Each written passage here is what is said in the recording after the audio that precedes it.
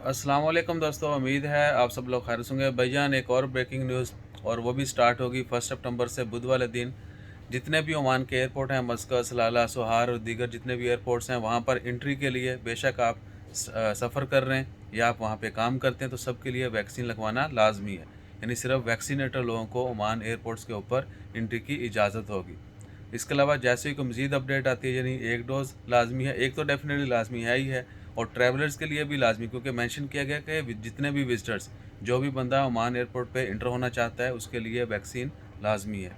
और जैसे ही कोई मज़ीद अपडेट आती हैं ट्रैवलर्स के हवाले से, जिन लोगों ने ट्रैवल करना है उनके लिए भी एक लाजमी है या दो लाजमी होंगी, तो वो भी आपके साथ शेयर करते हैं। बाकी आपको पता ही है कि पब्लिक प्लेस पर जाने के लिए एक डोज़ मिनिमम लाजमी है, यानी हर किसी को एटलीस्ट एक डोज़ लगी होगी, तो ही उनको मॉल्स में, मार्केट में और दीगर प्लेस पर जाने की इजाज़त होगी। सो होपफुली उम्मीद है कि जो पिक एंड ड्रॉप करने वाले हैं उनको भी अगर एक डोज़ लगी होगी तो इजाज़त होगी।